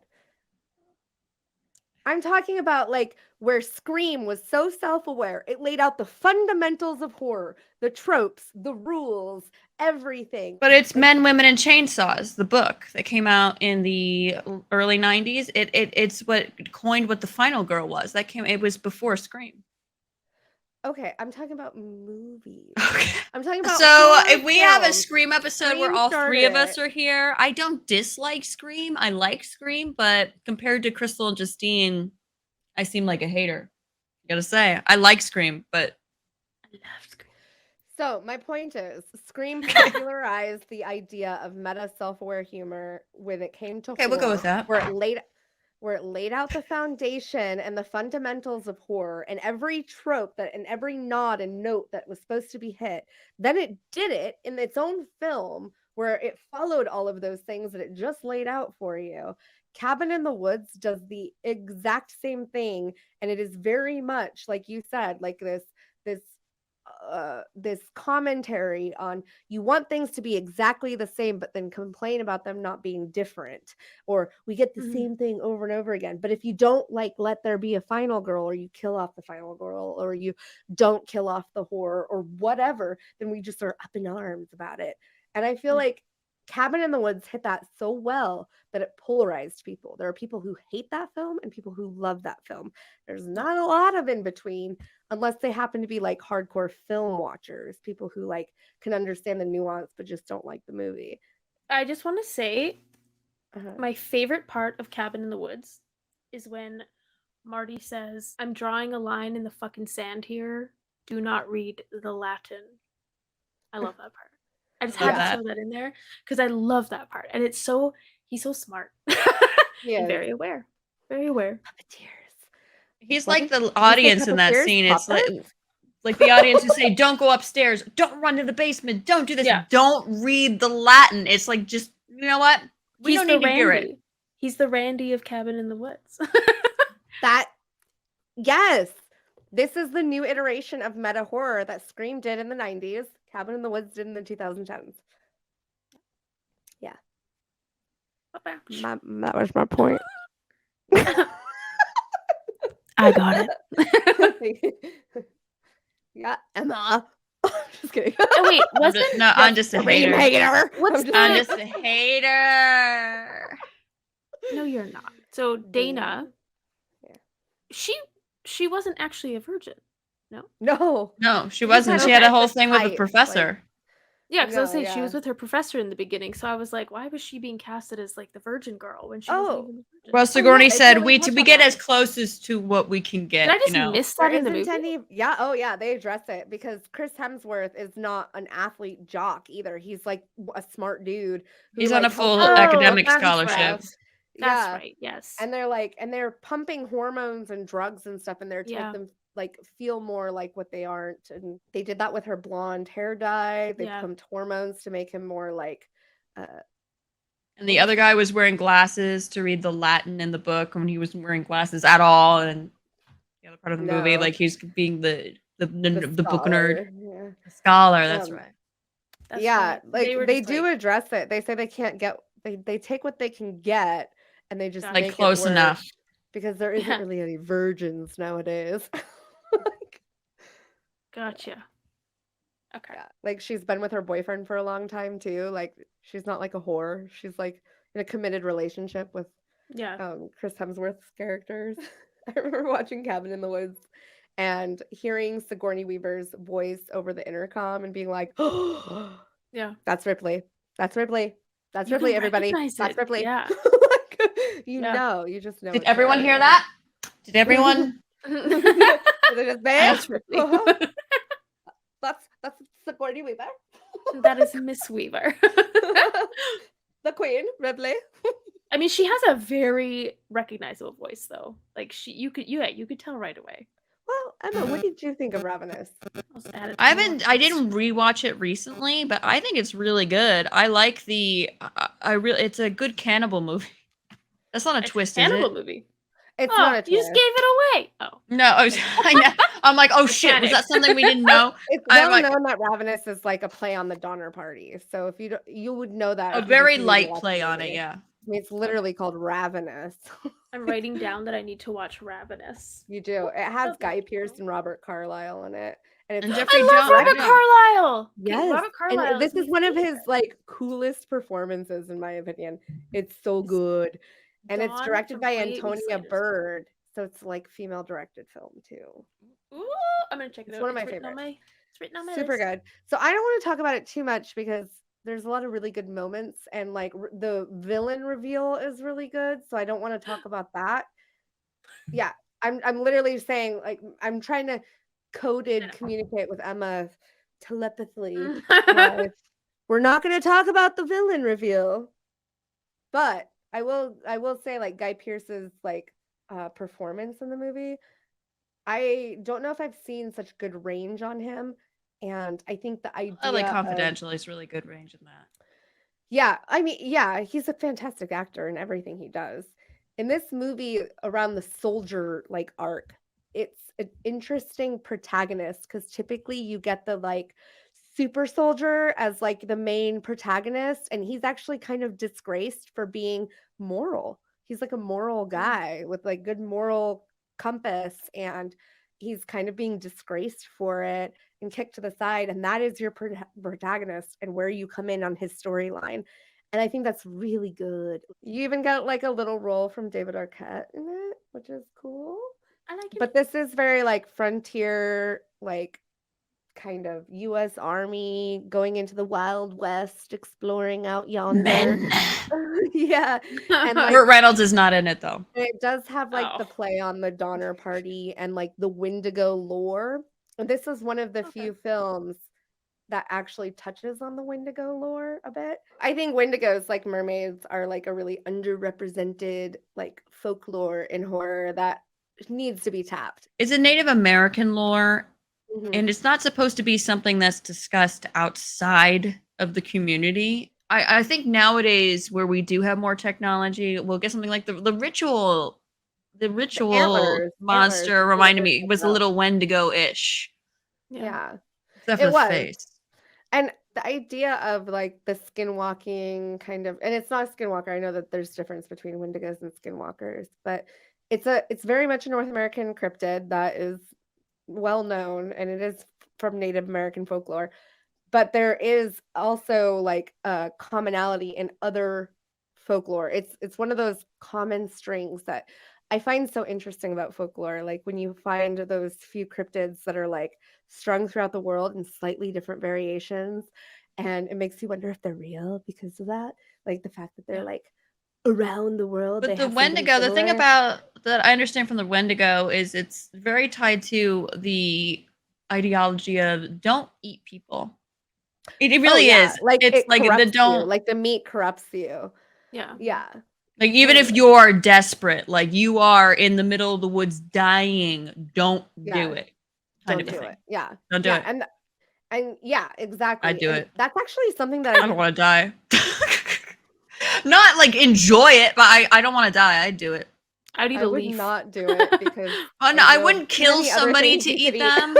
Like, I would wait until they died. I would wait until they died. oh, Like if I'm yeah, that's desperate and better. I'm weak, I wouldn't kill I them could to do eat it. them. I would wait until they die. I'm just waiting for you to die. Not helping You you look rather die. tasty and sick. I used to be vegan too We're gonna be for eating 8 later years. this week.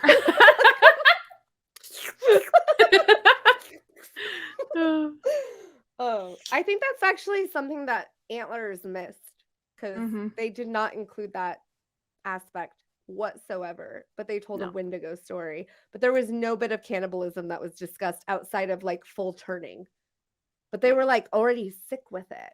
They just became like the full Wendigo after they consumed human flesh, which I think missed the mark in my opinion. Like, so I gave it a fair rating. I gave it a 3 because even on rewatch, I still enjoy the movie and I still like the acting and the backdrop is gorgeous. The Oregon setting, beautiful. We have a lot of mining and logging towns that look like that are ravaged with uh, substance abuse issues, and they don't have anything keeping the town going really anymore. They've been everything's been commercialized. North and America's riddled taken. with opioid problems. Yeah, it is very similar to what happens in like Appalachia is happening here in the Cascades area too. They just missed the mark on every major point of the film, which caused it to feel mid, right? Like they kind of got it. Like they kind of got the idea of childhood trauma and this relationship between a sister and a brother who dealt with that in very different ways, kind of coming together again, trying to live with each other around that without always openly talking about it, but still trying to address it sometimes. Yeah. And then her witnessing what she is reading as trauma because of what she witnessed and the historical like substance abuse issues that are going on in this town that are just kind of very glossed over. Like that part felt very hollow when they could have really dipped into that in a really interesting way. And it seemed to be the only thing that was, it felt like just a plot point to get the reasoning for why the uncle and the dad were like stealing equipment from the mine. Also, I feel like it's another reason why, which did make sense, because that's how it kind of happens in real life, why no one has stepped in for the Yeah. father of these two boys when everyone knows he has an active drug problem, like a really rabidly Yeah. active drug problem. They really glossed that So over, right? yeah, like it's like people are like, yeah, we know he has a problem, but it's not our At problem, least the and it's kid not. gets to school. He gets to school, and that's Yeah. enough. And that part did feel realistic. He gets to school, so everything Yeah. must be okay. And I can understand, like, again, like, we can easily, as an audience, fill in the gaps for what we were shown. But because they were heavy handed with some exposition and then didn't really give us enough, like, substance in other areas, it just felt like a kind of meh film. And Yeah. coming from the likes of Guillermo del Toro, I needed more than just pretty. Like, it was He knows how to do his good-looking monsters. film. Yeah. That was really about it. Yeah, the creature design I thought was really cool. The idea of the, like, glowing, fiery heart thing to be, That like, was this cool. inner hunger, like, you had to Yeah. extinguish. Like, I thought that was really cool. I like that they included Native Americans in the story and, like, the Barely. investigation, but yeah, it was barely. Like it was just like the tiniest little bit, and I feel like that could have been done so much better. Yeah, everything felt very shallow for how Yeah. much they, like, told you. It still Yeah. felt very shallow. Like, you could have Yeah. easily dove into it a lot more without telling us anything and just showing us in a better way that would have felt better. Like, seeing the brother and sister work out their problems more than just, "You moved around my medications. Can you not move my stuff?" More than just Yeah. that. I would like to see more interactions with them. More around Yeah. investigating. If they were doing that together instead of separately, that would have been way more interesting to see their development. If they would have dove more into investigating it sooner, like he took her side sooner, I think that would have felt better. Like I would have felt that more. And I think that that would have helped his character arc because that's something he was supposed to be grappling with, that he didn't do anything early on. And that's like his trauma that he's dealing with. And you're supposed to tell me that he would gaslight her and not believe her? Yeah. That doesn't feel right. And then at the end, like he's like coming to her aid and they're doing it together. It just didn't make sense to me. No. So I feel like it's one of those movies that I rate higher because of the possibilities that are there than what was I rated given it to me. lower because of that. Yeah. You know what I mean, though? Like when you're like, oh, I could see so much potential in this movie, that sometimes there's something that's there that's like making me still like it and go back to it, but at the Yeah. same time frustrated with it. Whereas there's Yeah. other ones where you're like so mad that there's so much fucking potential. How could you do this to me? And you just never go watch it again. This You're like, director's "Nope." infamous for it. Antlers sucked. So I was It's just Antlers was just it was so anticipated for so long, and then it kept getting pushed off, and we were just waiting and waiting and waiting for yeah. this movie, and so my anticipation was just growing and growing, and then we watched it, and I was like, "What? We waited this long for that?" It was a letdown. It was a letdown. Oh yeah. No, I remember feeling that hard too. Like, Yeah. this is my most anticipated film of 2021 or 2020. Was it 2021? However Anyways. long ago that was now, yeah. Yeah, it was. I was really anticipating that film, and it was right Yeah. after Halloween. I think it was like November it dropped. I remember doing like a full on like spookathon for October, watch movie after movie after movie. I didn't even end up watching Antlers in theater because I was so burnt out that I waited for Oh. VOD, and then I watched it. And I was like, no wonder Yeah. nobody was talking about this. A movie that was not a letdown that I did not expect to like so much was Eden Lake. I love that movie. I don't know if that picked it up. That movie is brutal. That movie is Yes. vicious and brutal and relentless, and it just does not stop. Yeah. It's crazy. Kelly Riley is so amazing too. I love She's a her. good actress. Really, really, really Gorgeous, good. great. Yeah. Yeah, she's Michael very talented. Fassbender. Which He's the X-Men guy, right? yeah, and he's like barely even in this movie, really, in my opinion. Like, I mean, he is. He's in it quite a there bit. Yeah. the whole time, but he's not Kelly Riley. Like, No. No, she she's is definitely the show star. stealer. He's Yeah. forgettable in this movie. So he's like the guy that just gets like fucked up and dies, and she's Yeah. like this protagonist that's pretty fucking That carries him awesome. quite a far.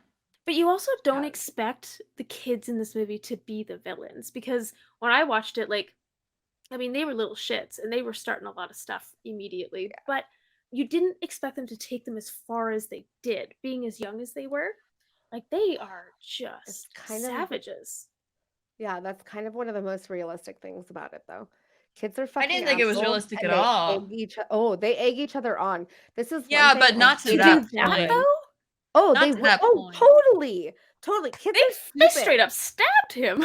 Yeah, no, And they set a those are kid dumb. on fire. They set Yeah. a kid on That means fire. kids Okay, are well, fair enough. dumb. They egg each other on to do stupid shit. They take no consequences or think of consequences because their brains are not there yet to think of how Yeah. fucked up what they're doing is until after the fact. So yeah, kids do shit like that. I would also bet that there are more murders out there happening with kids that parents are covering up than you would think. I But would that's guess that. probably It's true. possible. It's I possible. would tell yeah. you right now, kids are dumb. I've seen them think up and do stupid shit with other kids. They egg each other on, and I don't put it past them to murder people if they're completely latchkey children in a town like that, for sure. And then Well, I, as a I parent, didn't think know that I would also murder someone for my daughter. So thanks, FBI. I don't put it past kids to egg each other on. So one bad kid with gusto can make a group of kids be fucking like stupid. I can see that happening for sure. I just, in this movie, I wasn't expecting them to take it as far as they did. Like, I thought the kids were just going to like steal the car, like just kind of mess with them. I didn't Yeah. think they were going to do what they did. So that's why I was like, this movie is relentless. Like, it it went so much further Yeah. than what I was expecting. Oh, it's brutal. It's hard to watch. And Yeah. maybe that's why I don't like watching it over and over again, because I Yeah. do see that kids could do something like that.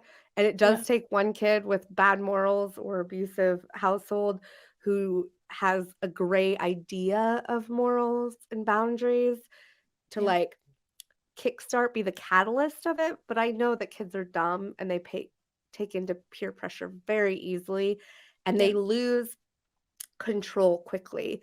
Like it happens quick for kids to not say no or to not Yeah. stop something. They're not like that happens with people, with adults. I mean, yeah. and children are worse. I mean, they have even less control over themselves. What is that? The bystander effect? Have you guys ever heard of that? Yeah. Yeah, same concept, except for that's applied to everyone. Like, Yeah. and with And kids, it's even that's, worse. I mean, there's that one kid in the movie that you can tell he's a nice kid, and he's gotten sucked into this group, and he's you can tell he doesn't want to stab him. He doesn't want to hurt him. But yeah, like you said, the kids are egging him on. So he's just like, well, if they're gonna, accept me and like me, I guess I have to do it. And Yeah, that's and it's quite sad. it is. And I think it's also that like small town thing. Have you Yeah. guys grew up in a small town? Like Oh yeah. Yep. Relatively small. there's like There were like 50 kids in my graduating class. I had Not even. 11. Oh god. that's even I was smaller. like Okay. 200. I guess Like, mine wasn't that small. All of us knew each other. We all hung out and did the same things. We all played the same sports. We all knew each other. Oh, Like okay. we all did the same stuff. And when you're in a small town like that, and that's kind of the vibe I got from this town. Like it was really, really small. They're the only kids in the whole town because all of their parents were at this one house. Yeah. Like that it's just like that they do what they want and they all follow, like it's tribal, right? Like that's Yeah. what it felt like to me. Like the kids were a tribe and the parents were a tribe, and this outsider ruined their What do you think of the diner scene? Scene when the couple is in the diner and they're saying, "Hey, these kids Oh, stole my car." She's like, "Not my kids. yeah. Not my kids." And that was the mom, right? Yeah. It was his mom, the main bad kid's mom, right?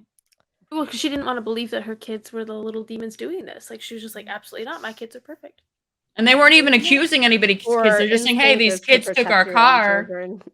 Like, what do Well, we he said like? he said that their tire got popped. Oh, So that's he right. was That's like, right. They popped my tire, and she was like, absolutely not. But Yeah. I don't know, as a mom, like I get it. My instinct is to protect my children. Children are dumb. I'd be They like, do stupid you shit. pop somebody's tire? How fucking dare you? Just kidding. Oh, I don't have behind kids. closed doors, I would have a talking to with her and be like, you know what I Yeah. should do for you? You're Yeah. grounded. You're grounded. I don't trust you now. Our trust is gone. But like, would I would defend my child to a stranger. That's fine. I If don't a have kids, stranger so I came up can't to say. me, But if a stranger came up to me and said, "Hey, your kid put a knife in my tire," I'd be like, "Prove it." yeah. Otherwise, But he why wasn't are we saying your talking? kid. He was just saying in general, these Yeah. kids True. did it. And she That's just If I took it knew I upon had a herself to shithead say, "Not kid. my kid." And he's like, he was even trying to explain himself, like, I wasn't trying to say. And she's like, "Not my kid." Don't want to hear it. Like, and But maybe it that was goes a back weird to what one. Justine was saying. Like that's maybe the only kids in the whole town. Like maybe Yeah, that's true. That But she had to jump to that conclusion. yeah, that's probably very true. And her But first for instinct is to like protect our her children. outsiders, they don't know Yeah. that. Really. Mm. And they know consensus is a small town, but they can't. Yeah. And And as like she's the audience, our perspective is what they're witnessing, so that's ominous immediately. Like you're Oh, like, yeah, it was a red flag. I don't know why they stayed after that. I would have left.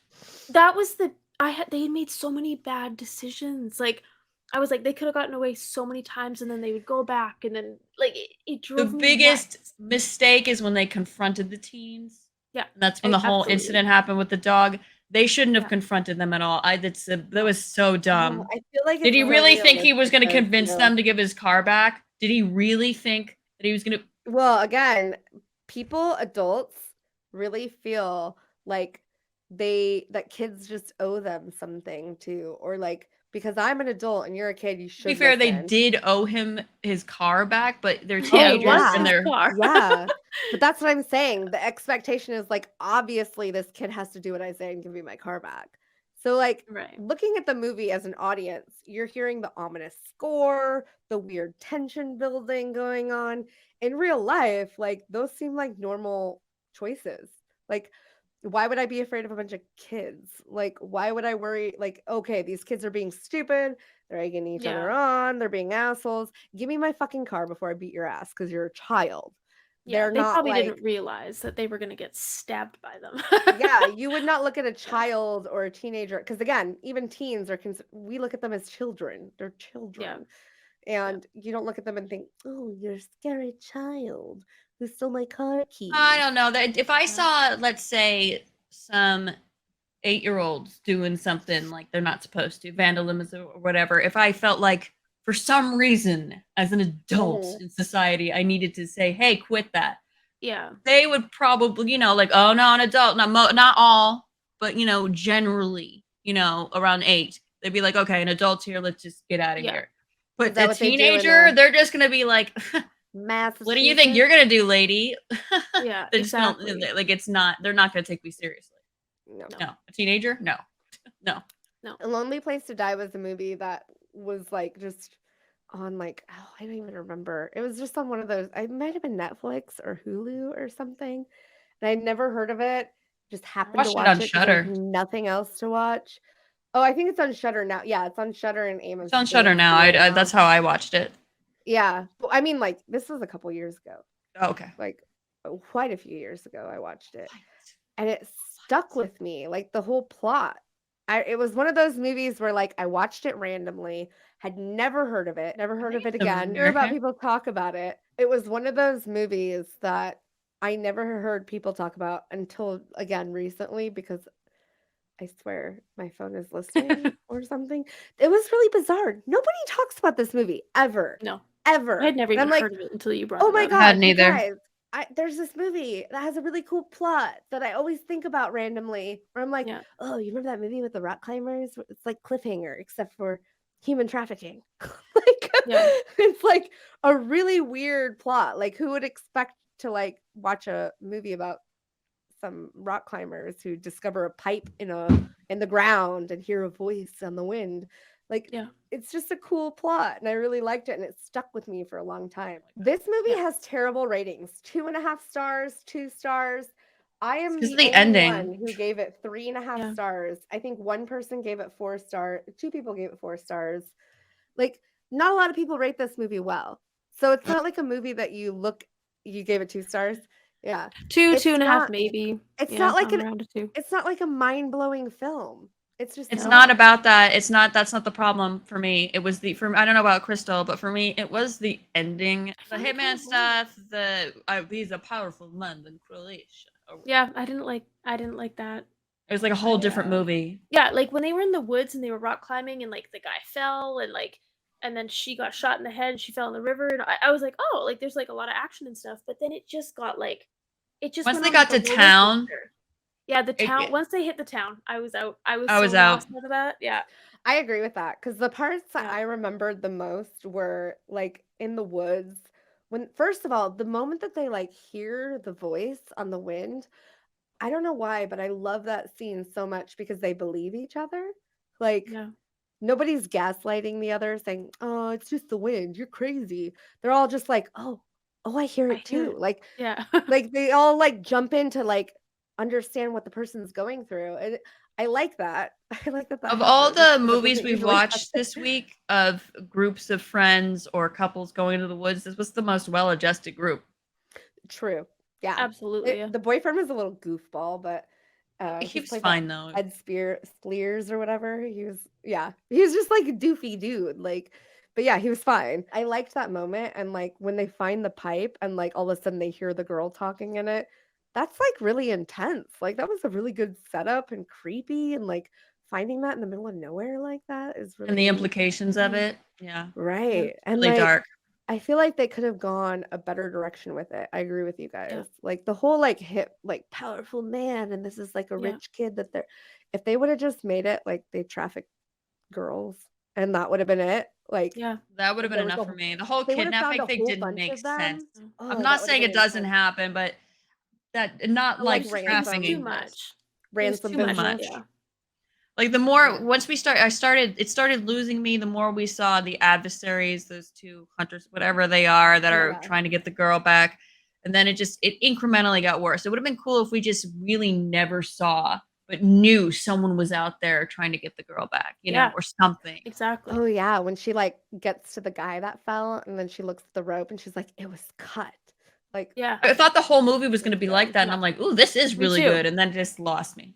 Yeah, I was like It really did, I into agree. it. Or I like when like- the guy takes the like fake body of the young girl and he like runs and he's getting shot and he's just like exploding blood everywhere. Like I loved all that. That was such a cool. Yeah. That it was like slow motion and like I loved that. But It gripped me, Stopped and me then with it lost Yeah. me. It could have been like if you just ended the movie around that time, it would be much Yeah. better. yeah. The rest of the Felt like movie a was scene so It's a much little better. actiony, like a little action movie, like with I don't Mhm. know. It's a It little too became like that. assassin versus an assassin, bodyguard versus bodyguard kind of thing. Mrs. Pie. Yeah, and it could have easily like done away with that if they would have if they would have done away with like the whole ransom bit and it was just they discovered some human trafficking and now they Yeah. were just running from these guys, even the Yeah. town part wouldn't have been that bad if they were just still being pursued by these bad guys through town. Yeah. And that would have Agreed. been fine. And Sean I Harris would have liked it is mostly. such a good like villain. Like I love him. He was the guy that was in Possum. Oh yeah. He's Oh, yeah. face. I like him. He's just like a good actor. I don't know. He's just He is very good. I liked Possum. very, Some like, people hated subtle, it, but I liked it. freaky. Did you see I was Possum, like, Crystal? I did.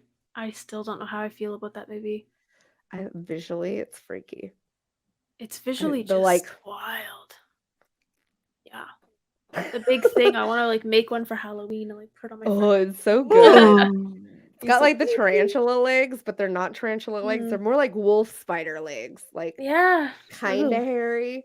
Ooh, that part was cool, but Yeah, so I like him. I like Sean Harris a lot. I think he's a great actor. And I would have loved to see him being this really like cold, steely, like villain pursuing them the whole time with his dopey like assistant. Yeah. I could have used a little less of it, but I could have Yeah. used less of the dopey assistant guy who ended up being like the main pursuer at the end, which I did not like. Like that guy was not No. he was not intimidating to me. He was just like this goofy, broody guy. I don't know. I could have used more Goofy. ambiguity, a lot more ambiguity. Yeah. But it did start off with that's why probably it felt so wah wah at the end because it starts Yeah. off so well. It And does. Melissa It George does. is great. She is. I love Melissa George. She's really, I also really don't good. like the ending. No. I mean, like the fact that the dad was more interested in getting his revenge. It fizzled out real stepping on real his bad. toes instead of Yeah. getting his daughter. It wasn't just like flat ginger ale. It's like someone put a cigarette out in it. That's how much I didn't like the ending. It was Oh. bad. Good way to put it. Good way to put it. It did not bother me that much. I still like it. I feel like it's a good, like, I don't know, it's a good thriller. I still enjoyed it. As much as I like River Wild. So maybe don't watch River Wild. Maybe. I don't know. If It it's gave me anything that like this, maybe 90s I'll skip flair. It was like 90s thriller to me, except for it was in the 2000s. That's what Yeah. happened. It might have been out of its decade. Maybe. But those are the kind of films that I find like are my comfort films, like my go-tos. Yeah. Like Kiss the Girls and Double Oh yeah. Jeopardy. Like I love those movies so much. If you made it this far and you like this video, hit that like button. Comment down below, what are your favorite Into the Woods, into the thick of it horror films? The spooky woods. Let us know in the comments below.